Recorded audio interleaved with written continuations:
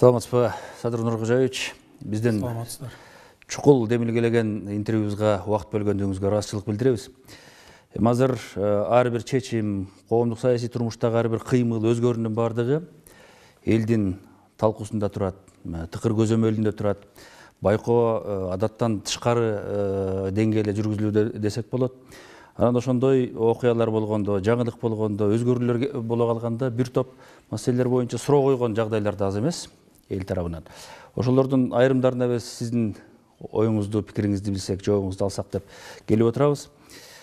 Баштаганда эле ушул Кыргызстан мусулмандар диний башкармалыгынын кызматынан өз каалоосу менен чегинди деп арыз жазды деген Максат Ажы Токтомушевдин кылмышка шектүү деп кармалышы дагы коомдун өзгөчө бир талкуусын жаратты.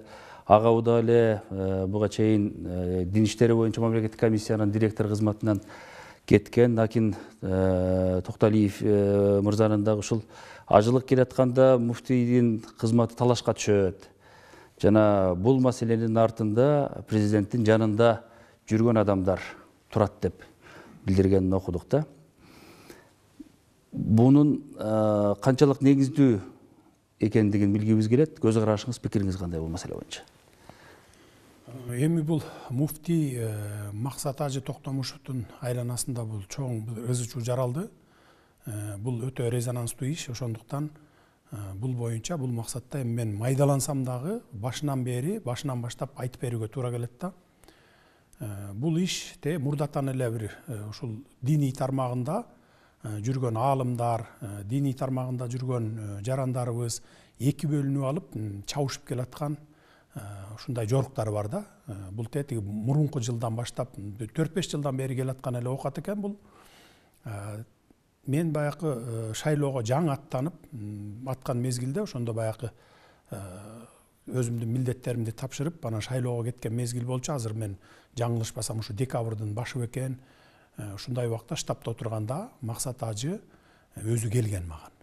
Анан келип арыз муңун айтты. Ушинтип аалымдар кеңеши мени ушу эрте мөөнөтүмөн эртерээк азыр кызматыман алып, анан башка шайлоо, жаңыдан шайлоо өткөрөбүз деп атат.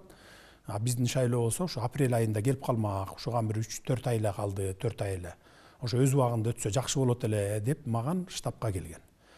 Мен кабыл алгам, экөөбүз 1 саат сүйлөшүп олтурганбыз. Ал бардык жагдайды айтып түшүндүргөн.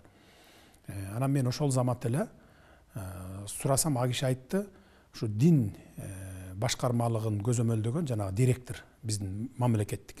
Ушул тараптан анан ушу башка жанагы диний аалымдар тарабынан, аалымдар кеңеши тарабынан болуп атат, анан ошо өкмөт тарабынан деп атат деген ушундай бир маалыматтар түшүп атат мага деп келгенде мен ошол мезгилде Бакыт Аманбаев эле руководитель аппарат жетекчиси. Ошого муфтийдин көзүнчө чалып, баягы үн күчөткүчүнө коюп, громкостька чалып туруп мен айтканмын. Өкмөт эч качан ушу муфтияттын ишине кийлигишпесин. Кимди алат, кимди коет, бирөөңөр да кийлигишпегиле. Бирок мындай үстүртөн көзөмөл алалы, эгерде туура эмес жолго кетип аткан болсо, анда түздөп коюп турабыз биз. Мамлекеттин максаты ошол болуш керек. Деп туруп анан ошол Бакыт Аманбаевка чалып бардыгына айткын. Ошол агенттикке дагы айткын. Жана динди көзөмөлдөгөн комиссияга дагы айткын башчысына деп ал убакта мен ошо Акин Токталиевди коюп кеткен элем. Ушу дин комиссиясында анткени көп жылдан бери ушу динчилдердин укугун коргоп, жана түрмөдө жаткан адамдардын укугун коргоп, жана Хизбут Тахрир жана башка деп соттолуп кеткен адамдардын укугун коргоп жүргөн адам болчу.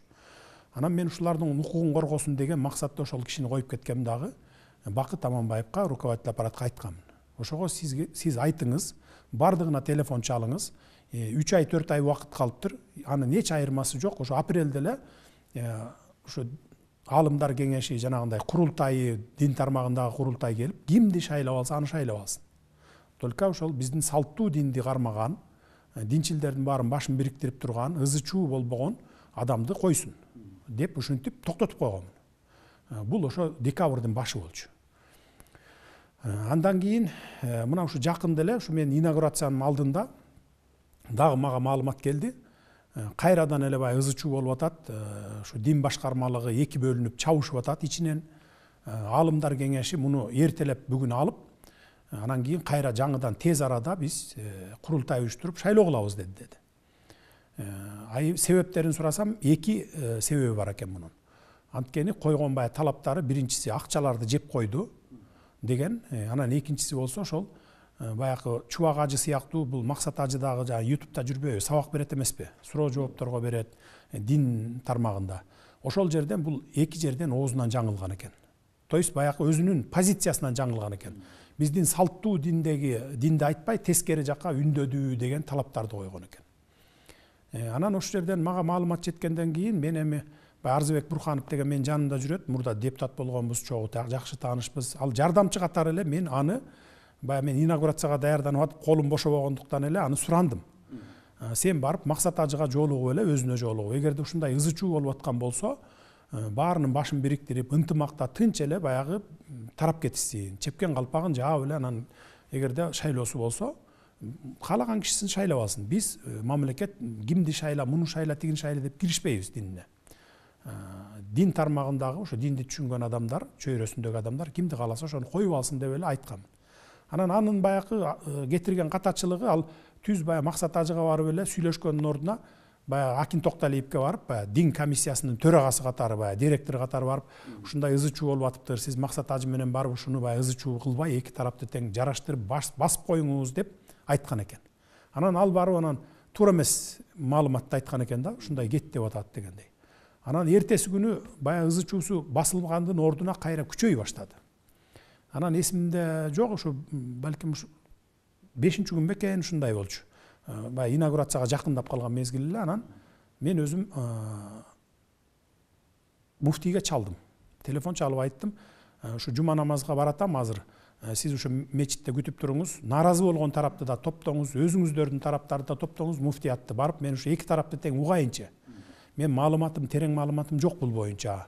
Деп анан мен баягы жаңы салынган мечитке баратсам, чалып калды. Биз жаңы салынган мечитте эмеспиз, баягы эски эле жерибиздебиз деп. Анан бурулуп эски жерине кирдим. 7-8 аксакалдар топтолгон экен, ушу дин чөйрөсүндөгү. Кийин аягында ушул Абдышүкүр ажы дагы келди, муфтий өзү болду. Анан ошол жанакы текшерүү комиссиясынын башчысы Бакыт Нурдинов деген болду. Анан аалымдардан дагы аксакалдар болду. Уламалар кеңешинин дагы баягы мүчөлөрү болду. Анан олтуруп 4-5 саат ошол жерде сүйлөштүк. Мен 2 тарабын тең уктум. Муфтий тарапты да уктум, жанагындай наразычылык тарапты да уктум. Жана башында айтып кеткендей, наразычылык тараптын койгон талабы ошо муфтийге сен туура эмес башкарып атасың динди дешти. Биринчиси. Экинчиси, сен акчанын көбүн жеп койдуң, азыр баягы былтыркы жанагы ажылыкка барабыз деп чогулткан адамдардын акчалары чогулган да былтыр, где-то бир 16 миллион доллардын тегерегинде акча чогулган экен. Ошондон жетпейт деп калды. Сен жеп койдуң ошонун көбүн. Сен отчет бер десе, бул отчет бербей аткан экен. Текшерели десе, текшерүүгө киргизбей аткан экен. Анан ошол жерден 4-5 саат сүйлөшүп олтуруп муфтиятта. Мен айттым. Эми дедим, шайлооңор апрелде келет экен дедим. 2 айдын арысы кайсы, бериси кайсы дедим. 2 айдан кийин шайлооңор болот экен. Азыр мындай эртелеп эле ызы чуу болбой, ошо апрелде эле шайлооңорду өткөрүп алгыла дедим. Ушуга макул болгула, мен силерден суранам дедим. Азыр 2 бөлүнүп чабышып, өзүңөр ушу дин аалымдары болсоңор, бүтүндөй Кыргызстанга ушул маданияттуулукту, ыймандуулукту үйрөтө турган аксакалдар болсоңор, анан бири-бириңер менен ушинтип чабышып отурганыңар бул жакшы эмес деп өзлөрүнө беттерине айттым. Алар өзлөрү деле макул болду. Макулсуңарбы десем, макул болду дагы, кетти. Эми бияка баягы каражат маселесинен коюп аткан претензияңар болсо, жана жеп койду, ичип койду деген претензияңар болсо, мага ишенсеңер, мен мындай бухгалтер жиберип, кассасын текшертип, анан сиздерге ушу наразы болуп аткан тарапка мен отчетун берейин дедим. Ага бир 10-15 күн убакыт керек, мага убакыт берсеңер, мен текшертип берейин дагы, анан силерге киргизбей атса, силерде мынакей Бакыт Нурдинов деген комиссиясынын төрагасы бар экен, баягы текшерүү комиссиясынын. Ушулардын ичине кошуп, баягы жиберип, баягы бухгалтерди. Анан текшертип туруп, анан силерге маалымат берели деп, ошо менен макулдашып, татынакай бири-бири менен элдешип, анан тарап кетишкен. Бул ошо инаугурациянын алды болчу, баягы датасы так эсимде жок. Тарап, анан кетишкен да. Анан мен бухгалтер жиберип, баягы ревизионный комиссиясы менен кошо текшере башташты булар. Текшере баштаганда эле чындыгында буякта жетишпегендиктер бар экен. Баягы 16 миллиондон 7 миллионун, bir 8 миллионго жакынын, 7 миллион 700 миң долларын алыптыр дагы. Булар конвертация жасап, сомго айлантып. Баягы ажылык сапарга барчулардын акчасы да бул тийилбеш керек эле да. Анан ошону 8 миллионго жакынын конвертация кылып сомго, башка банктарга баягы киреше алуу максатында процентке салышкан экен. Анан ал процентке салганда былтыр процентке салып, анан кайра аны баягы пайда көргөнчө чейин доллар эми өсүп атпайбы? 15 сомго өсүп кетиптир. Пайда көргөндөн көрмөк түгүл чыгым тартып калып атат булар. Чыгымы эле 700 миң доллардын тегереги болуп кетип атат мына. Чыгымы. Баягы пайда көрөм деп тескерисинче доллар өсүп кетти дагы, диги сомго айлантып койгон да, анан банкка салып койгон. Ал пайда көргөнчө чейин доллар өсүп кетет да, 15 сомго өсүп кетет дагы. Чыгымы bir 685.479 долларга чыгым тартып калат. Мына ушундай болот да. Андан сырткары 155 миллион сомун август айында, баягы былтыркы жылдын август айында булар баягы бир фирмага бердик деп жасайт дагы, ал фирма алып туруп анан шайлоого баягы бир партияга колдонуп салышат булар. 155 миллион сомун. Эми бул ажылык сапарга барчу адамдардын акчасы да, аны бербеш керек эле. Орток акча да. Анан эми ал азыр бүгүнкү күндө дагы толук кайтарылбай турат да. Анан бул жерде ажылыкка бара турган адамдар, баягы акча төккөн адамдар, келе акчамды бер десе, жарым-жартылайын берип, жарым-жартылайы бүгүн бериле элек экен да. Мына ошонун кесепетинен баягы тияка бияка чачыратып кеткен акчаларды кайра кайтара албай, бүгүн ошондон мына жаңжал чыгып атат да бири-бири менен. Анан эми бүгүнкү күндө айтып атпайбы, мен сос түйүндөрдөн анан жанагындай бир маалыматтардан уктум. Как будто мен Садыр Жапаров же болбосо таш ийип, атайлап, баягы муфтийди каматып, ушундай бир ошо муфтийдин орду керек болуп атат дегендей айтып атышат да. Мына төбөбүздө Кудай карап турат, мага муфтийдин ордунун кереги жок. Ал кимисин шайлап алса, анысын шайлап алсын. Мен ушул жерде ошо аалымдар кеңешинин алдында, муфтиятта отурганда муфтийдин алдында, ошо Абдышүкүр ажы да бар эле, баягы дин аалымдарынын баарын көзүнчө айттым элем. Мына төбөбүздө Кудай карап турат. Силердин ушу шайлооңорго мамлекеттик чиновниктер бирөө дагы кийлигишпейт деп. Бир гана ошо силерден сураныч, таза, салттуу динди тутунган муфтийди шайлап алгыла деген сураныч болгон. Мен бүгүн дагы айтып коеюн, бүткүл ошол биздин Кыргызстандагы дин тармагында жүргөн жарандарыбызга кайрылып коеюн. Ошо шайлоодо таза келип, таза адамды, таза муфтийди шайлап алыштарын суранат элем мен. Мамлекет кийлигишпейт. Эгерде туура эмес жолго баратса, анда туура жолго түздөп койгонго биздин күчүбүз жетет. Бирок ошо шайлоосуна кийлигишпешибиз керек. Мына бизде 3-чү жолу революция болду, өзүңүздөр билесиздер, октябрда. Бүт бардыгы келип шайлоонун кесепетинен чыккан. Анан эми бул парламенттик шайлообу, президенттик шайлообу, ушу дин аалымдарын муфтийди шайлообу айырмасы жок. Кайсы гана шайлоо болбосун. Шайлоо деген сөз бул элдин пикири менен эсептешүү деген сөз. Көпчүлүк сизди шайласа, сиз болуңуз. Тиги кишини шайласа, тиги болсун. Мына ушундай принципке баратабыз. Кудай буйрса жакында апрель айында жергиликтүү шайлоолорго дагы өтөт. Жергиликтүү депутаттарга, шаардык депутаттарга дегендей. Ал дагы таптаза ойдон өтөт. Анткени мурда ушул президенттик шайлоодо айтканбыз, сатып алуу, сатуулар боло турган болсо кармап туруп камагыла деп. Мына жергиликтүү кеңеште дагы ошондой принципти карманабыз. Мындан ары кандай гана шайлоо болбосун. Мейли муфтияттан диги муфтийди шайлайбы, шаардык кеңештин депутатын шайлайбы, жогорку кеңештин депутатын шайлайбы же президентти шайлайбы, таптаза өтүш керек. Абдан кеңири жооп болду. Анан ушул апта ичиндеги дагы бир коомчулуктун талкуусун өзгөчө жараткан маселенин бири бул Борбор калаанын башчысын дайындоо маселесине байланыштуу болуп калды. Буга чейин Бишкек мэринин милдетин аткаруучу деп Эрмек Нургазиев дайындалып, ал киши өзүнүн талапкерлигин ушул президент менен макулдашылган деген маселени маалымат каражаттары аркылуу жарыя кылган. Өзүңүз дагы бул Бишкек мэрин дайындоо маселесине байланышкан жагдайга социалдык түйүндөр аркылуу пикириңизди билдирбедиңизби? Ошол эле күнү бул киши кызматынан кетти. Анан эми бир катар эксперттер ушул маселенин тегерегин талкуулап, Бишкек шаарынын башчысын премьер-министр дайындашы керек эле. Президент буга кийлигишип жатат деген сын пикирлерин көп жазышты. Эмне үчүн мындай кырдаал түзүлдү деп ойлойсуз? Бүгүнкү күндө биздин мамлекетте кадрдык таңкыстык бар. Муну моюнга алышыбыз керек. Анткени 30 жылдан бери жалаң эле баягы таяке жеген карын бөлө тааныш билиштерди кадрга тарта берип, баягы илгерки союз мезгилиндегидей кадрларды биз адистик кезинен баштап тепкич менен көтөрүп отуруп даярдаган институт жок болуп калган да бизде. Ошондуктан кадрдык таңкыстык бар. Кимди гана албайсың, мисалы жаш кадр деп алып келип коюп койсоң, анын тажрыйбасы жетпейт. Ошол тармакты тартып кете албайт. Мына ушундай проблемалар болуп атат бүгүн. Буга чейин деле болуп келген.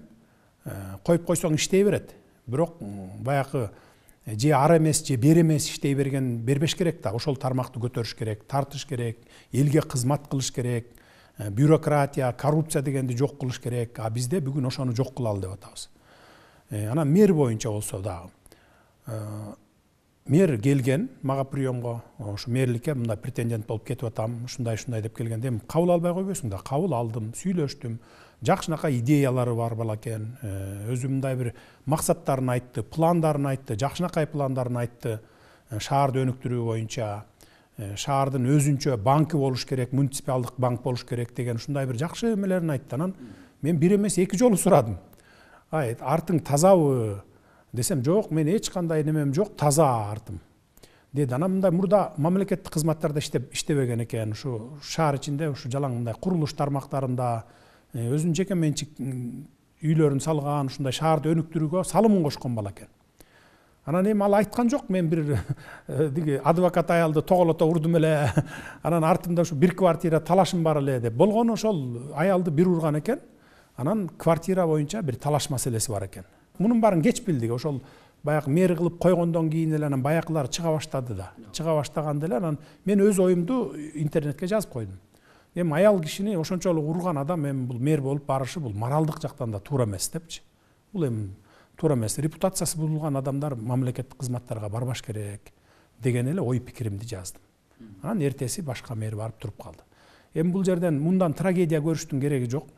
Анткени керек болсо кадрлар күн сайын эмес, саат сайын алмашыш керек, эгер туура эмес келсе. Мисалы Грузия реформа жасаганда Грузияда жума сайын кадрлар, министрлер алмашылган. Керек болсо ошол Саакашвилинин жакын достору чогуу ошол революция жасашып келип отуруп, мына биз отурдук деген кадрлары камалып кеткен. Ондогон кадрларын камап түрмөгө отургузуп, жума сайын алмаштырып министрлерди. Анан реформа жасаган. Эми мамлекетте реформа жасайм десең, ошентип жасалыш керек да. Азыр биз эми кадрларды даярдап өстүрүп, жаш кадрларды, анан аларды министрлик должностка чейин баягы бийликке чейин, тактыга чейин жеткириш үчүн 5 жылдаган, 10 жылдаган убакыттар керек болот. Биз ага чейин жөн эле карап алакан жайып отурбашыбыз керек да. Ошо бүгүнкү бар колубузда бар кадрларыбызды алып барып ошол кызматтарга коюп аларды иштетишибиз керек. Мен бардыгы менен айтып атам, мага тиешелүү тармактарды азыр өзүмдүн указым менен, буйругум менен жумушка коюп атпайбы. А премьер-министр бүгүнкү күндө өзүнө тиешелүү министрликтерди, өзүнө тиешелүү баягы кызматтарды өзү даярдап атат. Анткени биз азыр эски конституция менен жашап атабыз. Жаңы конституцияга дагы 2 ай, 3 ай бар. Эгерде депутаттар колдоп берсе, апрелдин 11-inde биз азыр мен кече указга кол койдум, жергиликтүү кеңештердин депутаттарын шайлайбыз. Ошону менен бирге эгерде колдоп берип, референдумга алып чыкса 11-апрелде жаңы конституциянын долбоору кабыл алынат. Ошондон кийин гана биз жаңы конституция менен жашай баштайбыз. Биз азыр бүгүн эски конституция менен жашап атабыз. Бирок ошондо дагы өткөндө ошо министрлердин баарын кабыл алып, сүйлөшүп, ошо маек курдук. Бирок ар бир министрге бардыгын айттым. Эми мындан ары силердин ишиңер эгерде мамлекет үчүн, эл үчүн кылып кете турган болсоңор, маңдайга жазса 5 жыл чогуу бирге иштешебиз. Эгерде жок, коррупцияга аралашып, баягы эле бюрократияны деги мамлекет эмеде министрлигиңерде калтырып, өзүн билемдик кылып, уурулук кылсаңар, анда жарым жыл, 1 жылдан кийин түрмөгө кетесиңер. Эч кимиңерге айоо болбойт деген ушундай талапты коюп атабыз. Анан жогорку суроого жооп берип белгилеп кетпедиңизби? Кеңешчим Арызбек Бурканов деп. Анан азыр ошол баягы кадрдык дайындоолор, кадрдык талаш тартыштар, талкуулардын алкагында белгилеп атышат. Арызбек Бурканов кадр саясатына түздөн түз кийлигишкен, өтө катуу таасир эткен, анан көп маселени ушинтип чечип койгон киши катары жүрөт деп белгилеп атат да. Жок, бул эми ушакчылардын эле сөзү. Арзыбек Бурханов бир дагы кадрды магап келип муну коюп бериңиз же тигини коюп бериңиз деген жок. Мен кандай буйрук берсем ошону гана аткарып жүрдү. Мен мурункулардай болуп бир адамдын жетегине кетип калбаймын. Муну мен раз и навсегда бардыгын айтып коеюн. И муну мен иш жүзүндө дагы көргөзөм. Бирөө кадр алып келе турган болсо, мен улуттук коопсуздук кызматына же болбосо ички иштер министрине жөнөтөм. Могу кандай кадр деп. Анан аяктан деле кээ бирөө таза деп келет. Таза деп келгенди койсоң эле баягы кошуна колоң, тааныш билиши тарабынан анан момундай баягы бир ушунун иши бар деп анан чыгып калып атпайбы интернеттерден. Чекесине жазып койгон эмес да. Ошон үчүн айтып атпаймынбы, жана жаш кадрларды, таза кадрларды өстүрүп чыккыча 5-10 жыл убакыт керек экен. Ага чейин бирок бүгүн колубузда бар кадрларды колдонушубуз керек. Алардын тажрыйбасын колдонушубуз керек мамлекетке. Эртең мен мисалы жаш кадрларды коюп коюп бир тармакка ушул тармакты тартып кетсин деп күтүп отурсам, мен күтүп отурсам боло берет. Бирок мамлекет эл күтпөйт экен да. Эртең 1 жыл 2 жылдан кийин сурайт да. Кана 1 жыл болду, 2 жыл болду, эч өзгөрүү жок дейт да. Анан мен айта албайм да. Жаш кадрларды коюп койдум эле, ушулар жылдыра албай атат деп айта албайм да. Ошон үчүн колубузда бар эски кадрларды мейли мурда булганган болсо дагы алып келип мына могу жерге сени коеюн. Бирок эгерде баягы мурунку көнгөн адатыңа кирип кетсең, анда решеткага кетесиң. Жарым жыл, 1 жылдан кийин билинип калат. Бардыгы азыр Кыргызстанда жашыра албайсың эч нерсе. Мына ак үйдө, көк үйдө деле 1 сааттан кийин кайсы начальник отдел эмне менен шугулданып атат, кайсы баягы булакты өзүнүн чөнтөгүнө буруп коррупциялык схеманы түзүп атат, мага жетип калат 1 сааттан кийин. Эч нерсе жашырыш мүмкүн эмес бүгүн Кыргызстанда. Иштин ачык жүргөндүгү сиз айтып аткан маселелердин чечилишине жол салар. Анан дагы бир көңүл бөлө турган маселе бул баш мыйзамга байланыштуу жагдай. Конституциялык кеңешме өзүнүн ишин жыйынтыктады деп атабыз. Парламент демилгелеген ошол жаңы баш мыйзамды иштеп чыгуу аракети коомдук баягы сунуш пикирлерди эске алуу менен жүргөндүгүн белгилеп атышат. Жогорку кеңешке сунуш вариант катарында келип түштү жана коомдук талкуу башталды. Азыр мына биз байкап атабыз, маалымат каражаттарында абдан мындай ачык анан активдүү жүрүп атат өңдөнөт. Көбүнчөсү ушул мамлекеттик башкарууга таяган маселелерге басым жасагандар бар. Анан өзгөчө ушул президенттин укугу өтө эле кеңейтилди деген жагдайга көңүл бөлүп атышат. Сын көз караш көбүрөөк десек да болот. Конституцияны эми конституциялык кеңешме иштеп чыгып парламентке тапшырды. Бүгүн мага жеткен маалымат боюнча парламент карап атат. Эми баягы идеалдуу түрдө жасалды деп айткандан алысмын, анткени баягы кемчиликтер болбой койбойт. Ар кимдин көз карашы ар башка болот. Кемчиликтер бар деп айтып атышат. Эми кемчиликтер болсо жогорку кеңештен оңдоп түздөп, анан элге референдумга алып чыкканга мүмкүнчүлүгү бар.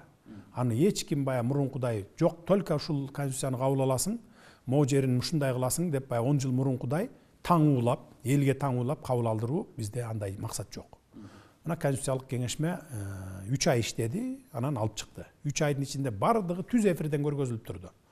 Сунуштарды кабыл алды, кээ бирөөнү туура эмес жагын макул деп туруп алып салышты. Анан эми киргизди бүгүн. Анан эми сиз айтып атпайсызбы, президенттин полномочиясы аябай эбегейси зор болуп кетти деп. Бүгүнкү конституция менен президенттин полномочиясы эбегейси зор. Бирок көшөк артында туруп алып башкарып атат. Туурабы? Буга чейин 30 жыл бою президент көшөк артында туруп алып, премьердин, министрдин колу менен чок кармап келген. А биз ошондон чыгалы деп атабыз. Ачык чыгып, керт башың менен өз моюнуң менен жооп бер деп атабыз. Мына бүгүн ошол кадрлар туура эмес болуп калса, же болбосо ушул мына максат ажы боюнча элдин бардыгы эле претензиясын мага коюп атпайбы мисалы. Туурабы?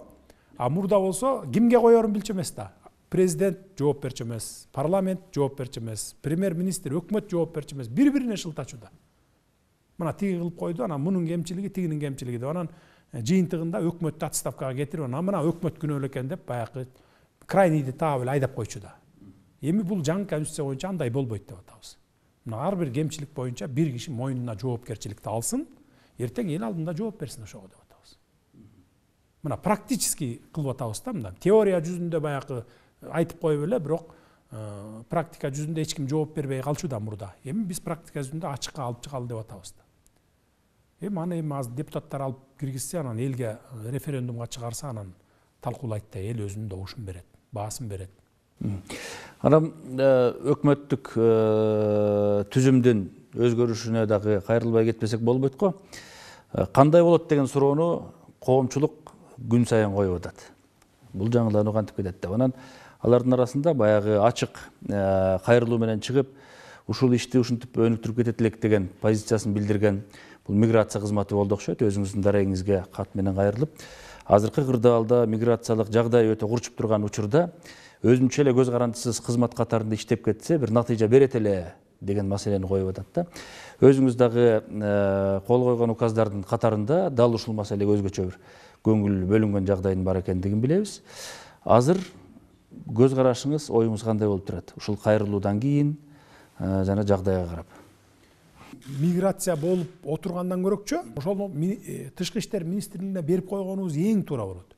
Анткени булардын статусу көтөрүлөт Россияда. Миграция министрлиги деп эле жөн эле мындай жүрбөйт. Булар дипломатиялык статуска ээ болот. Анан полномочиясы дагы чоңойот да. Мисалы, ошо Россияда ар бир жанагы областтын центринде, мисалы Москвада 11 адамы болсо, миграция министрлиги эмес, булар посольствого кирип кетет. Түшүндүңүз да? 11 киши уже удостоверение дипломат деген эмесин алат, статусун алат. Булар көбүрөөк защита кылат, чем деген министр миграциядан көрөкчө. Екатеринбургда 9 болсо, мисалы, 9 болсо, алар дагы Екатеринбургдагы консульствого кирип кетет составына. Булар жөнөкөй эле баягы министрликте бир адис катар иштебейт, булар дипломат деген статуска ээ болот. Ошондо көбүрөөк коргоо болот. Кайра тескерисинче мигранттарга жакшыраак болуп атпайбы бу жерде? Биз ошол штатты кыскартып ийген жокпуз, жоюп ийген жокпуз, биз МИДке берип атабыз. Министрликтердин саны мурдакы боюнча алсак, агенттик, комитет, баягы госкомитет, госагентство деп, анан комитет деп, министрликтер, фонд, анан инспекция деп эле ача берип, баягы мурда билесиз да, кимге кызмат керек болсо эле, ушуну бир министр кылып коелучу деп эле, анан госагенттик деп, анан комитет деп ачып, инспекция деп ачып эле башына кое берген экен да, 48 болуп кеттир. Эми бул министрликтин должности да 48 министр. Бир кенедей Кыргызстанда 48 министрлик. Анын өзүнүн аппараты болот, зданиясы болот, машинасы болот, өзүнүн персоналы болот дегендей ар бириники. Биз ошолордун бардыгын кыскартып, мына өкмөт менен биргеликте кыскартып туруп 12 эле министрлик кылдык мына. Кыскарттык, 12 министрлик кылдык. Бул жерде оптималдаштыруудан биринчиден бюрократияны жок кылдык, бюрократияны мурункудай. Экинчиден баягы коррупцияны жок кылдык, үчүнчүдөн элдин акчасы, баягы бюджетке түшкөн акча экономия болду да. Баягы үнөмдөлдү. Бир эле мисалы энергетика министр энергетикалык тармагын алганда 2 миллиард сомдон ашуун үнөм болот экен да, үнөм болду. Аны биз ошол республикалык бюджетке алып албай, баягы үнөмдөлгөн акчаларды деп, ошол эле тармакка баягы өнүгүүсүнө бардыгын жаңылаңат, айылга чейин, айыл өкмөткө чейин, район, областтын центрine чейин бардык жабдыктарын жаңыртуу боюнча, жана жаңы столбаларды, жаңы линияларды тартуу боюнча ошого жумшагыла дедик. Мына жаңырып, бардыгын жаңыртыш керек болуп атпайбы? 30 жылдан бери мына жаңырттык деп коет, бирок эчтеке жок. Энергетика тармагына мынакей гранттар келди, кредиттер келди дейт, көбүнчөсү кредиттерди алып алып, бүгүнкү күнү энергетика тармагы, мен өткөндө инаугурацияда да айтканмын, 137 миллиард сом карыз экен. 1,5 миллиард доллар карызы бар экен, мына төлөш керек болот экен. Мына ошонун бардыгын биз оптималдаштырып, анан кийин ушундай жолдор менен кетпесек, энергетика системабыз эгерде бүгүнкү эле күн менен улана берсек, эчтеке кылбай эле, эмдиги жылы уже биз токтогул кесин жоготуп алабыз. Катастрофалык деңгээлге барат, уже биз сууну агыза албайбыз, электр энергия чыгара албайбыз. Бул деген сөз бүтүндөй Кыргызстанда электр энергиясы жок болот деген сөз, эмдиги жылы. Ошондуктан биз азыр күнү түнү дебей иштеп, кандай ушул ситуациядан кантип чыгып кетебиз деген пландарды иштеп чыктык. Кудай буюрса 4 жылдан кийин, бул эмдиги жылы эле же болбосо бир баягы сыйкырчы сыяктуу сүф дегенде эле эртеңки күн эле результатын бере бербейт жыйынтыгын. 2024 жылы биз энергетикалык кризистен чыгабыз. Мына ошонун жолдорун иштеп чыктык. Аран, сиз мамлекет башчылык кызматка киришкенден бери ушул бир катар жарандар бир кезде жанында жүрдүк эле, колдоп жүрдүк эле. Анан бүгүн Садыр Нуркожоевич бизди унутуп калды. Азыр биз менен байланышты үздү, кабарлашпайт, үй бүлөсү, бир туугандары бизден алыстап атат деген баягы нааразычылыгын айтып, анан доомат койгондой дагы болуп атат да. Бул жагдайга кандай комментарий кылат элеңиз? Эми таарынгандар таарынып турсун. Эгерде жок, мурунку бийликтегилердин бир туугандары окшоп, балдары үй бүлөсү окшоп, коррупцияга малынып, баягы мамлекеттик кызматтарга, министрликтерге аралашып, ушинтсин десе, анда таарынса болот да. А бирок мен бардыгын бир туугандарым, үй бүлөмдү мамлекеттик кызматтарга да койбоймун. Жанагындай кызматка коюу боюнча дагы кийлик ишүүсүн, жанагындай мамлекеттик майлуу орундардан соруп, чөнтөгүнө соруп отургандын бардыгын запрет койгон. Ошондуктан алар эми баягы мен түшүнүп турам. Мурда баягы мекенчил издеп жүргөндөр, анан кечээ октябрдан кийин мекенчил боло калгандар дагы бар. Алар келип мага деле чыгып аткан убакты бар. Мени министр кыл, мени губернатор кыл, аким кыл деп аткандар дагы бар. Бир туугандарыма үй бүлөмө чыгып аткандар дагы бар. Анан алардын колунда аким кылып кое турган мүмкүнчүлүгү жок болсо, укугу жок болсо, мен аларга деги баягындай тыюу салып атсам, анан кантип аларды алып барат? Эми ушул жагдайда гана баягы телефондорун албай, байланыша албай аткан болушу мүмкүн. Аган эми таарыныштын кереги жок аган. Эми буган азыр таарынып турсун, бирок 1 жыл 2 жыл өткөндөн кийин туура кылыптыр дейт. Анткени мен ошо өзүм мурдакы бийликтегилердин катасын кайталап, ушу бир туугандарымды, үй бүлөмдү бийликтин баягы саясатына аралаштырбайын деп чечкенмин. Муну мен акыр аягына чейин көзөмөлдөйм. Эми буну убакыт көрсөтөт, элден эчтеке жашыра албайсың. Эртең аралашып аткан болсо 1 жылдан 2 жылдан деле чыгып калат дегендей. Бирок меникилер аралашпайт. Муну мен аягына чейин көзөмөлгө алам. Буга күчүм жетет. Сизге ыраазычылык билдирели. Эл ичиндеги эң талкууга алынган эң бир мындай тынчсызданууну жаратып атат деген суроолорго жооп бердиңиз, убакыт бөлдүңүз. Ишиңизге ийгилик каалайлы. Рахмат сиздерге да. Иштериңиздерге ийгилик сизге.